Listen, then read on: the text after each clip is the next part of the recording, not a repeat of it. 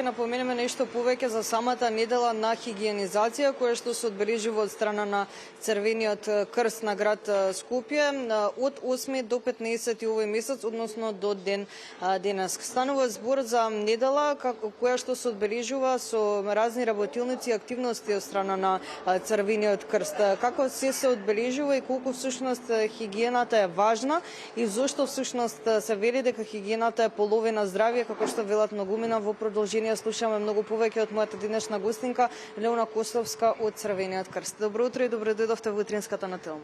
Добро утро, ви благодарам на поканата за гостувањето. На самиот почеток напоменав, оваа недела се одбележува од 8 до 15 овој месец. Верувам дека традиционално се одбележува секоја година. Да, значи традиционално како и секоја година и оваа одбележуваме неделата од 8 до 15 април. Оваа година мотото на неделата на хигиенизација ни е хигиена, лична обврска за колективно здравје. Целта всушност ние што одбележуваме оваа недела е да ја подигнеме јавната свест кај населението за здравјето, но исто така и да превенираме болести кои што се поттикнати од лошите хигиенски навики и од лошите хигиенски практики. Кажете ми со какви се работилници и активности одбележуваат подетално оваа недела за сите оние кои што се дел од самите активности да го научат и сето ова кое што го напоменавте? Значи, со цел заеднички да помогнеме поголемо дел од населението да биде свесно за хигиената, но исто така и многу да пристапиме кон младата популација. Општинските организации на Црвен крст, како и Црвен крст на град Скопје, организираат различни едукативни работилници и презентации за промовирање на хигиената.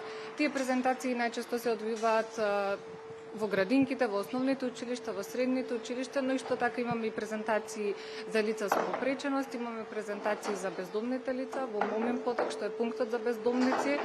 Исто така имаме активности, освен едукација и презентации, каде што имаме акции за чистење на одредени урбани средини, исто така и делиме пакети со хигиенски материјал за ранливото население и слично.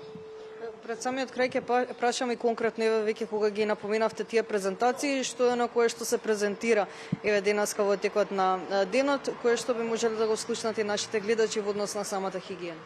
Значи, главно се водиме кон темата на хигиена. Значи, хигиената е гранка од здравствената наука, која што стварно се залага за зачувување на здравјето, но исто така и за превенирање на инфективните преносливи болести, но и за зачувување за принципите на хигиена. Значи, пред се многу е битно да се води личната хигиена, многу е битно да се води хигиена на храната, но и хигиена во домот.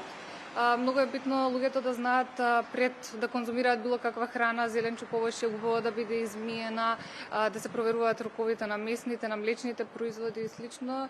И отприлика тоа. Ви благодарам многу за одвоеното време и ето што имавме можност на некој начин да апелираме до нашите гледачи дека треба да се обрне внимание на хигиената и дека е важен сегмент од нашиот живот. Да, ви благодарам многу и на вас.